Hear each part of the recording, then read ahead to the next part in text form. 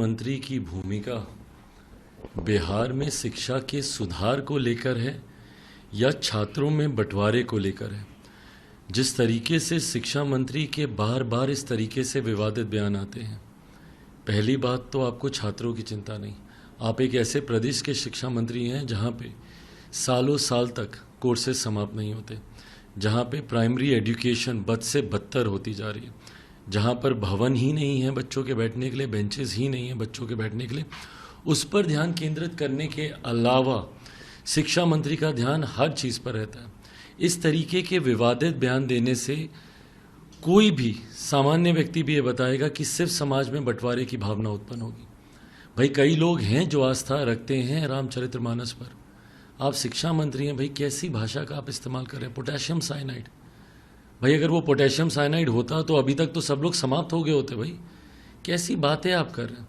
और इस तरीके की बेफिजूल बातें आज की तारीख में कर कर समाज में बंटवारा पैदा करने के अलावा इससे किसी को क्या प्राप्त होगा। क्या शिक्षा यही सिखाती है कि समाज में बंटवारा पैदा करें धर्म के नाम पर, जाति के नाम पर, अलग अलग संप्रदायों के नाम पर?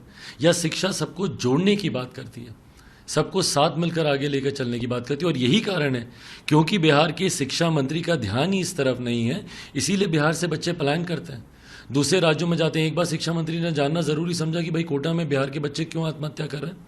क्या एक बार भी उनके परिवार वालों से जाके इन्होंने मिलना जरूरी समझा?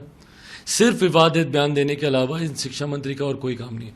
बल्कि हम लोग तो मांग करते हैं कि भाई तत्काल प्रभाव से ऐसे शिक्षा मंत्री जो समाज में बंटवारे की राजनीति करते हों, जो बच्चों में भाईचारे की बजाय एक दूसरे को अलग करने की सोच रखते हो, ऐसे शिक्षा मंत्री को तत्काल प्रभाव से अपने पद से हटा देना चाहिए। इनको इस्तीफा भी नहीं, इनको बर्खास्त कर देना चाहिए, ताकि आने वाले शिक्षा मंत्रियों को ये समझ में आए कि बिहार के बच्चों को जोड़ने की सीख देने की जरूरत है, ना कि उनके भीतर ये अलगाववाद, उनके भीतर ये बंटवारे की सोच उत्पन्न। अमर उजाला अब आपके टीवी पर भी। अपने स्मार्ट टीवी पर YouTube पर सर्च करें अमर उजाला, चैनल सब्सक्राइब करें और देखें ताजा खबरें, वो भी HD क्वालिटी में। और हाँ, बेल आइकन दबाना ना भूलें ताकि हर खबर हो आपके घर। अमर उजाला, निष्पक्ष, निर्भीक, निरंतर।